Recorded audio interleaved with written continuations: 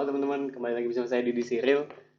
Di video kali ini membahas pre-ATS, jadi masih sebelum masuk ke sistem ATS, itu masih candlestick. Ini adalah candlestick terakhir yang akan dibahas, yaitu membahas candlestick consolidation.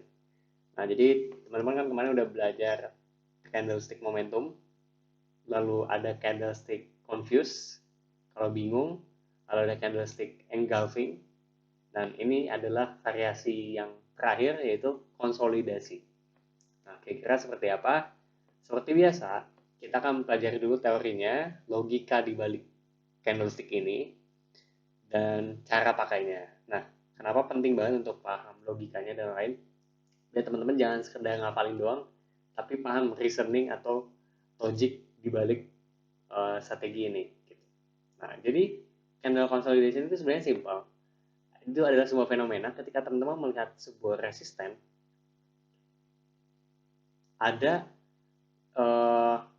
candle-candle yang kalau menyentuh resisten, daerah resisten, itu bukannya menolak, bukannya ditolak, langsung turun gitu, tapi dia malah berkonsolidasi atau membentuk kumpulan. Kumpulan pergerakan di bawahnya seperti kotak merah ini, lalu hingga akhirnya dia berhasil breakout, terjun naik ke atas. Nah, simpelnya dari gambar ini teman-teman bisa melihat contoh untuk kasus gambar ini adalah resistennya udah saya gambar ya di garis hitam ini. Kamu bisa melihat dia awalnya naik ke atas, ditolak di atas, turun lagi, naik lagi ke atas, ditolak lagi oleh harga, lalu turun. Jadi ini jelas adalah resisten. Tapi ketika untuk ini kan ke satu, kedua, untuk ketiga kalinya, ketika dia naik, dia nggak di reject sekencang yang di bawah, sekencang yang sebelumnya maksudnya. Tapi dia malah berkonsolidasi di kotak merah ini, sehingga akhirnya dia lama-lama terus mencoba menjebol si resisten ini dan akhirnya berhasil breakout. Nah, logikanya, kenapa sih ini bisa terjadi? Ini logikanya ya. Setiap resisten dan support, itu kan kita udah bahas di modul awal ya, itu kan harusnya sebagai tembok. Jadi, kalau ada yang menyentuh, idealnya support atau resisten itu akan langsung memantul, si harga itu akan memantul. Nah, begitu juga di awal, ini adalah support kita. Begitu dia harga turun, dia langsung mantul naik. Udah nyentuh di atas, dia juga langsung ditolak, mantul ke bawah. Dan naik, ditolak lagi ke bawah. Kira-kira seperti itu. Nah, tapi beda dengan konsolidasi. Makanya teman-teman bisa melihat di sini. Ini ada penolakan memang, tapi nggak se-violent atau separah yang sebelum-sebelumnya gitu. Nah, malah dia membentuk konsolidasi di sini.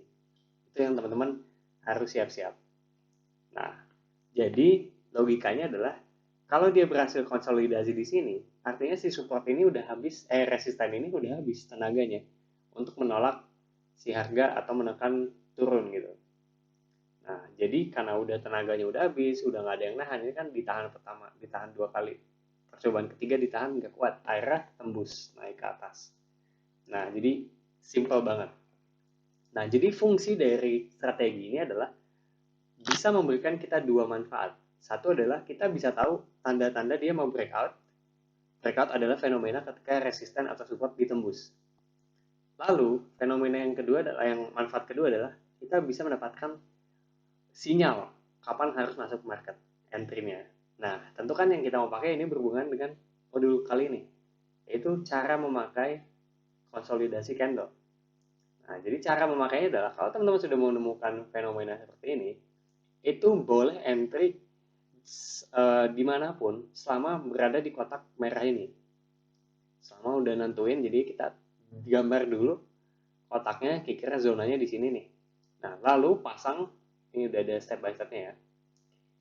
Oh ya, mending langsung dipraktekin aja sekalian. Jadi ini bagaimana cara strategi trading menggunakan consolidation candle. Pertama teman-teman buka chart dengan time frame 1 hour. Nah, ini satu-satunya strategi saya yang pakai 1 hour. Sisanya minimal 4 hour atau enggak day one. Nah, ini cuma satu-satunya yang pakai 1 hour. Lalu teman-teman sudah pastikan udah tahu di mana garis-garis support dan resistennya. Lalu kita balik ke sini. Pastikan resistance supportnya udah jelas. Tadi kan udah jelas ya. di sini kan pantulannya jelas, jadi ini memang jelas ada resisten. Pasang zona konsolidasi, tentukan tandai dengan rectangle. Rectangle adalah angka yang keempat, tulis yang 1, 2, 3, 4. Di sini rectangle, lalu gambar zona. Kira seperti ini. Nah, ini bisa untuk misalnya warna oranye. Nah, untuk zona ini ambil jangan shadownya ya, tapi kita ambil di kumpulan body-bodinya. Kebetulan daerah sini body paling bawahnya ada di sini, body paling atasnya ada di sini. Jadi ya mau nggak mau seperti ini range-nya. Jangan ngambil di shadownya. Nah, lalu teman-teman bisa perkirakan stop loss-nya ada di bawah sini. Jadi nanti harapannya kalau sudah menemukan seperti ini, yaitu teman-teman bisa entry daerah kotak ini, stop loss ada di sini, dan ketika nanti dia breakout, target kita adalah next resistant. Kebetulan next resistant di sini ada yang kotak pink, ini adalah weekly. Nah, jadi kita bisa sell nanti di zona ini. Ketika harga sudah nyentuh 10.700-an, itu udah bisa kita exit untuk take profit. Nah, jadi simple banget kan, teman-teman. Tinggal cari yang di time frame H1, cari konsolidasi, pasang stop loss di bawah kotak. Ini nggak ada patokannya berapa dolar, emang agak dikira-kira aja. Yang jelas jangan terlalu mepet dengan kotak ini. Takutnya yang seperti kasus ini, yaitu dia ada shadow yang turun ke bawah, lalu kena stop loss, teman-teman ketinggalan naik gitu. Kira-kira seperti itu. Nah, ini untuk consolidation gitu. Nah, jadi pasang targetnya di atas sudah jelas ya, di next resisten di atas ini. Ini satu-satunya pakai H1. Logikanya kembali lagi diingat, logikanya adalah si resisten atau support ini udah capek karena udah berkali-kali disentuh sehingga akhirnya jebol. Udah nggak ada tenaga lagi untuk menahan. Sangat simple but sangat powerful, tapi jarang sekali muncul. Kamu bisa lihat ya, ini ada beberapa support resisten